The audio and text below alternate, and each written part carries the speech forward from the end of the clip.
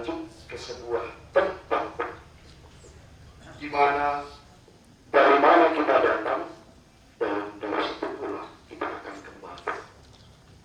Pemahaman masyarakat kita Toraja juga sepaham dengan paham gereja.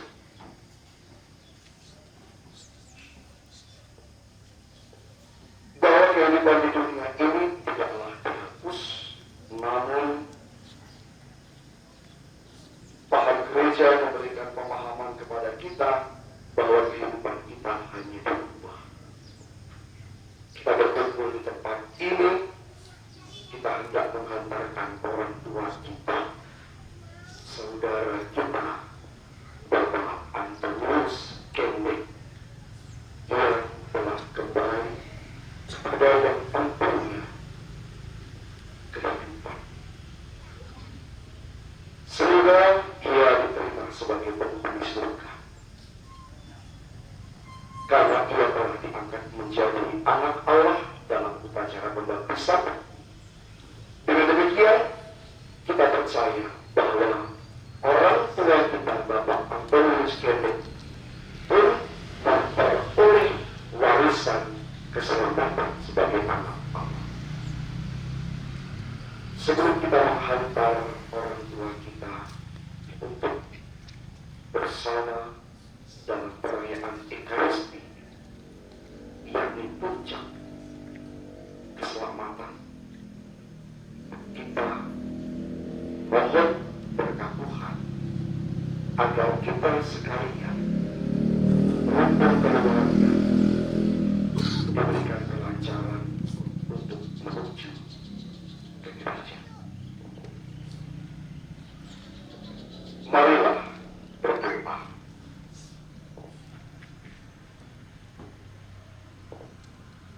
Allah yang Maha Rahim, perhatikanlah doa kami dan rukun keluarga ini. Engkau telah memanggil hamba-Mu, Bapak Antonius Kendrick, dari tengah-tengah kami. Terimalah dia dalam kerajaan-Mu yang penuh cahaya dan kedamaian. Gabungkanlah ia bersama dalam persekutuan para kudus yang Engkau tebus dengan darah Putra-Mu Yesus Kristus. Kami ingin menghantar orang tua kami ini untuk bersatu dalam perjamuan kudus bersama Putra-Mu. Maka ya Bapa, bantulah kami untuk dengan gembira hati, dengan semangat baru menghantarkan orang tua kami untuk bersatu dengan Engkau, terlebih dalam perjalanan kami menuju gereja. Semoga kami semua Engkau berikan terang dan keselamatan, agar seluruh rencana kami, rangkaian upacara, terlebih hari ini, dapat dilancarkan, diberikan cuaca yang baik, dan semuanya dapat berjalan dengan baik sesuai dengan rencana dan sesuai kehendak.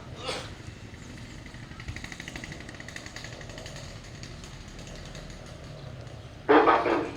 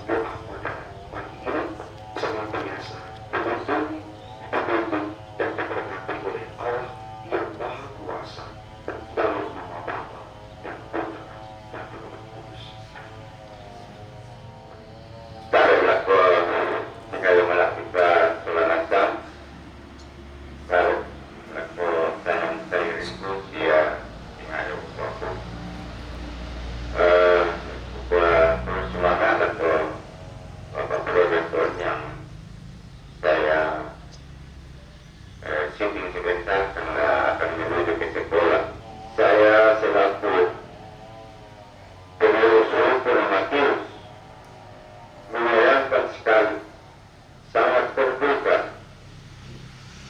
dengan kepergian orang tua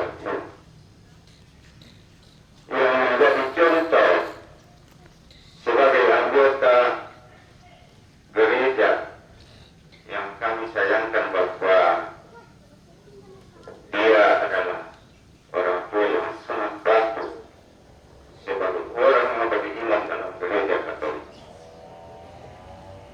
Saya cerita sedikit tentang pengalaman saya bersama dengan orang tua, memberikan keyakinan saya bahwa begitulah kalau kita sebagai orang yang beriman memberi contoh kepada saya. Biasanya kalau hari Minggu misa pagi juga jam 6 sudah lihat berjalan di sepanjang mulai dari sini sampai ke sana. Kalau dia capek, dia lihat di rumah dulu bercerita-cerita. Ya. Dan saya mengharapkan kepada anak cucu, ada anaknya yang proyek pun juga di sini di Papua, yang sering juga bercerita dengan saya, supaya orang tua ini menjadi teladan dalam keluarga Katolik, khususnya dalam keluarga almarhum Antonius Kempis. Nama Antonius ini dia dikasih karena nama paroki itu Antonius Padua. Ya, setelah dibangun gereja Katolik, dibuka gereja Katolik, pastor yang pertama namanya Antonius dari Padua. Jadi saya itu sangat berikan kesempatan untuk orang tua untuk mendoakan. Dan saya itu sebenarnya banyak hal yang saya sampaikan, tapi karena kita mengingat waktu sudah jam 9, mungkin masih ada keluarga yang masih bisa minum supaya bisa berangkat ke gereja. Kemarin saya bilang paling bagus 15 menit kita sudah di gereja supaya kita tenang dan masuk gereja. Ketua Rukun, terima kasih untuk doa singkat ini. Kepada seluruh keluarga, sebelum berangkat kita ada sesi foto bersama. Urutannya adalah foto semua anak cucu, lalu kemudian anak pertama, kedua, ketiga bersama keluarganya dan seterusnya. Lalu setelah itu gabungan dengan seluruh keluarga. Mari kita berangkat. Di gereja nanti, sebab nanti jam 5. Iya, Senin tanggal 16 Januari kita ada malam ketiga di sini, dan sebelumnya kita bawa bunga ke kuburan, mungkin jam 2, jam 1, itu banyak keluarga saja. Kita dolona bagi makam manuk yang mau bawa ayam silakan potong ke sana, dan masuk sudah sekian lama tidak boleh makan ayam di sini. Lalu kita toleransi keluarga, satu keluarga satu ayam, bawa pion nanti di kuburan, ya siap. Paginya untuk keluarga ada acara di Cirebon jam 9. Baik, di gereja nanti ada prosesi pemberian bunga ke Ambe, tanda cinta. Satu anak satu, lalu cucu kalau ada. Tetapi kemarin kita sudah data ini 36, ya. Jadi kalau yang mendaftar itu kurang, Mama Tina kemarin minta berapa itu? 6 ya? Ya, berarti hanya 6, jangan diambil lebih ya. Kalau lebih ambil, nanti yang lain tidak kebagian. Setelah pemerintah pastor, prosesnya penghormatan terakhir, kita kasih bunga, lalu setelah itu jenazah di tutup. Nah, ada 4 pagu jenazah, mungkin kita bagi tugas saja di sini supaya nanti di gereja tidak kaku, ya. Mungkin 1 Lius, 2 Rensa, 3 Arnold 4 Rian, ya. Jadi nanti di gereja itu yang membuka peti, lalu memasang kembali, setelah itu orang 4 itu, ya, supaya tidak tunjuk-tunjuk lagi di gereja.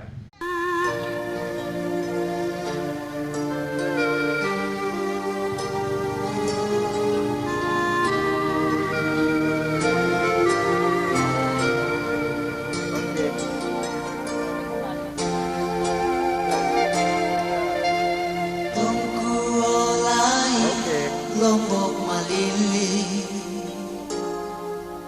kumila tongan nia tanga-tangana narandang mo mataku selaka magana belum lena mendakapat tundua.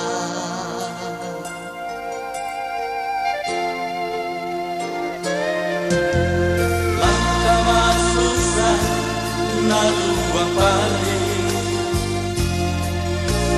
Langga mo usani Kudeatanku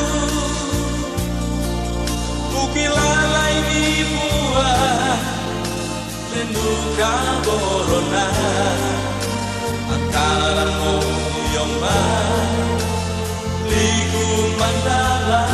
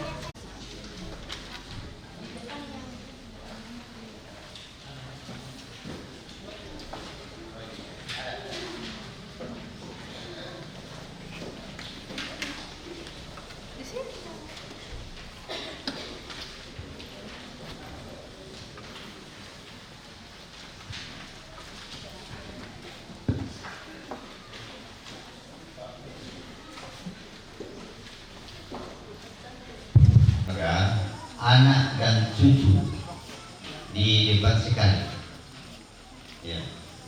Anak dan cucu dari nenek kita atau kakek kita semua mengambil tempat. Saudari-saudara yang terkasih, kita akan mengantarkan orang tua kita ini ke tempat peristirahatan yang terakhir. Maka marilah kita menyatukan hati, budi, dan pikiran kita. Orang tua kami, Antonius Kendek, dalam Kristus engkau telah dibaptis dan wafat. Dalam Kristus pula engkau akan dibangkitkan.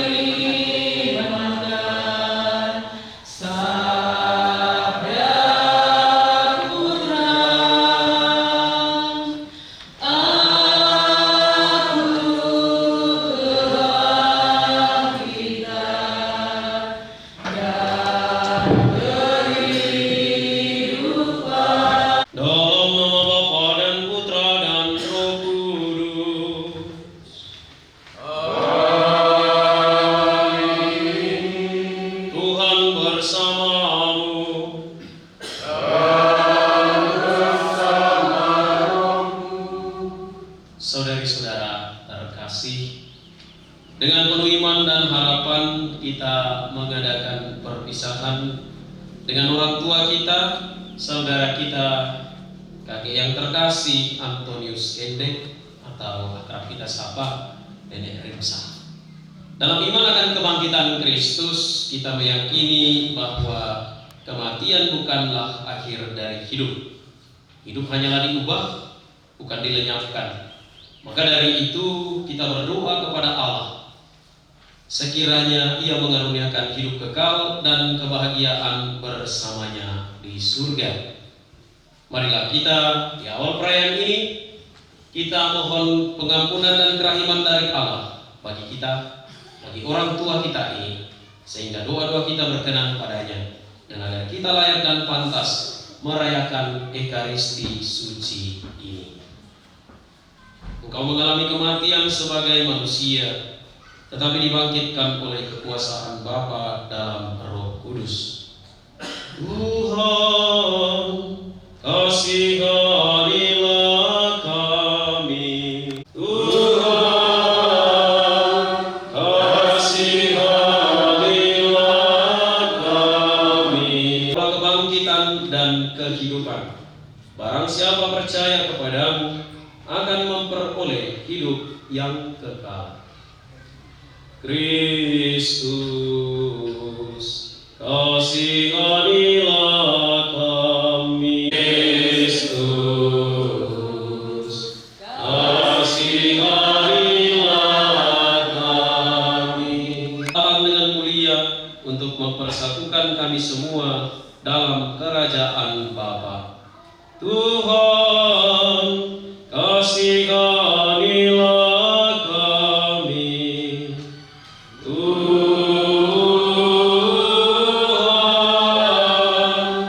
kasihanilah kami. mengasihani kita, mengampuni dosa kita, dan mengantar kita ke hidup yang kekal. Amin. Allah Bapa, pangkal dan tujuan hidup kami, hanya Engkaulah yang dapat menghidupkan orang mati. Orang tua kami, saudara kami, kakek yang terkasih Antonius Kendek memiliki kepercayaan akan kebangkitan putramu dan mengharapkan hidup bahagia bersama Engkau. Sudilah Engkau membebaskan dia dari segala dosanya, supaya pada hari kebangkitan ia menikmati kemuliaan-Mu.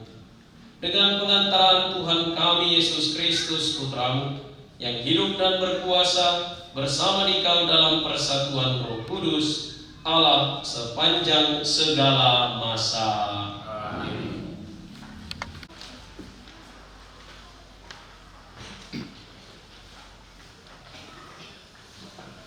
Bacaan dari surat Rasul Paulus kepada jemaat di Roma. Saudara-saudara, kita semua yang telah dibaptis dalam Kristus telah dibaptis dalam kematian-Nya. Dengan demikian, kita telah dikuburkan bersama-sama dengan Dia oleh baptisan dalam kematian, supaya seperti halnya Kristus telah dibangkitkan dari antara orang mati oleh kemuliaan Bapa, demikian juga kita akan hidup dalam hidup yang baru. Sebab jika kita telah menjadi satu dengan kematian-Nya, kita juga akan menjadi satu dengan kebangkitan-Nya. Karena kita tahu bahwa manusia lama kita telah turut disalibkan, supaya tubuh dosa kita hilang kuasanya, agar jangan kita menghambakan diri lagi kepada dosa. Sebab siapa yang telah mati, ia telah bebas dari dosa. Jadi, jika kita telah mati dengan Kristus, kita percaya bahwa kita akan hidup juga dengan Dia. Karena kita tahu bahwa Kristus sesudah bangkit dari antara orang mati, tidak mati lagi, maut tidak berkuasa lagi atas Dia. Demikianlah sabda Tuhan. Mazmur tanggapan lembaran nomor 5. Tuhanlah gembalaku, aku takkan berkekurangan. Tuhanlah gembalaku,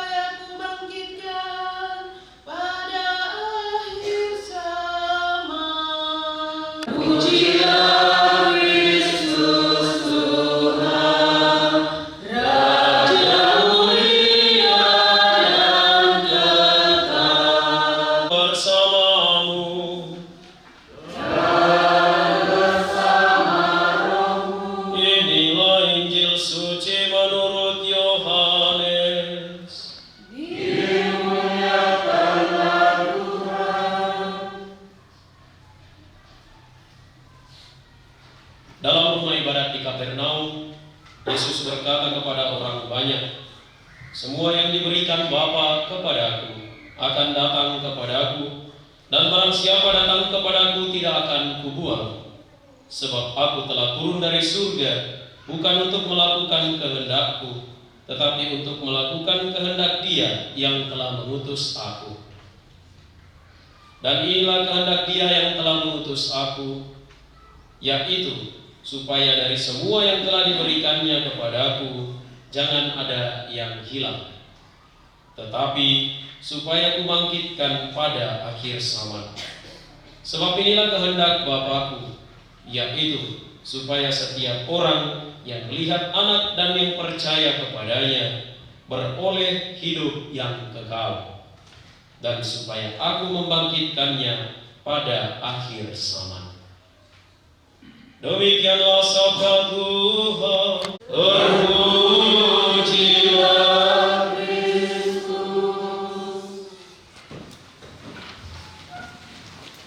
Bertanya kepada kita yang ada di tempat ini tentang apa arti hidup ini, pasti kita semua punya pemaknaan, penafsiran, dan juga pemahaman serta konsep yang pasti berbeda-beda, ya. Tujuan hidup dan juga arti hidup.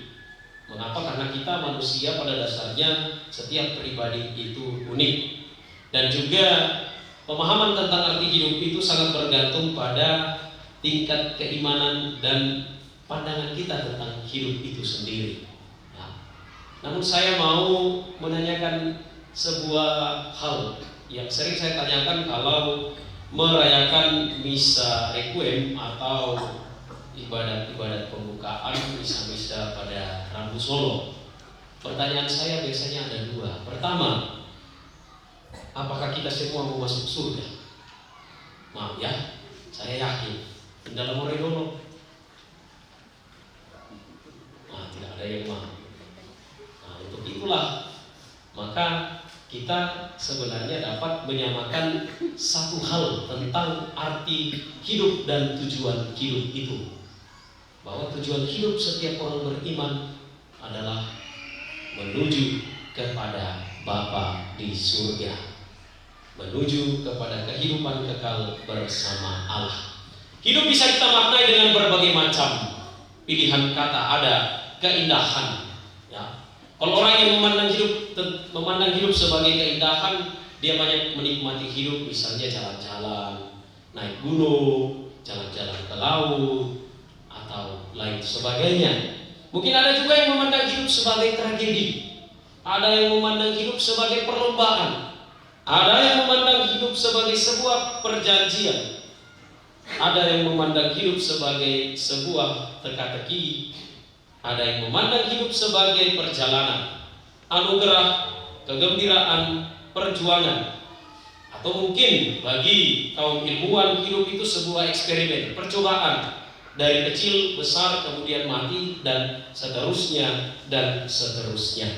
Menunjukkan bahwa relasi kita dengan orang yang sudah meninggal tidak pernah putus. Saat kita masih hidup, kita bisa berbicara mata dengan mata, muka dengan muka. Dan bagaimana kita berkomunikasi saat orang yang kita cintai dan kita kasihi sudah meninggal? Komunikasi yang paling mudah adalah dengan berdoa. Dan Gereja Katolik mengajarkan kita berdoa bagi mereka yang sudah meninggal, supaya kalau Allah berkenan, mereka pun juga mendoakan kita yang masih hidup dalam dunia ini. Kita berdoa bagi mereka. Nah, biasa kurangi ke ibadah ki, dan itu nakwa kita berdoa kepada. Kita hanya berdoa kepada Allah. Tetapi kita berdoa bagi, artinya doa kita tujukan kepada Allah untuk mereka yang kita cintai dan kita kasihi. Saudara-saudara yang terkasih, rahmat sakramen baptis memampukan kita menjadi anak-anak Allah. Maka sebagai anak-anak Allah, baik yang kita masih hidup, baik pun yang sudah meninggal dunia, kita semua tidak akan pernah Ia lepaskan. Karena semua yang datang kepada Bapa tidak akan pernah dilepaskan oleh Allah sendiri. Tuhan sudah datang dari surga, Tuhan sudah datang untuk kita. Mari kita berpegang teguh pada iman kita, bahwa di balik kematian ada kebangkitan, bahwa di balik kesedihan ada pengharapan. Untuk itulah saudara-saudara yang terkasih, teristimewa keluarga yang ditinggalkan, tetaplah berpegang teguh pada iman bahwa Allah senantiasa menyertai kita saat kita hidup, saat kita mati. Orang tua kita pun, oleh karena imannya yang ia pegang teguh hingga akhir hidupnya, pasti memiliki Allah. Dia bahagia bersama Bapa, dia bahagia dalam kehidupan yang selanjutnya. Tuhan memberkati kita.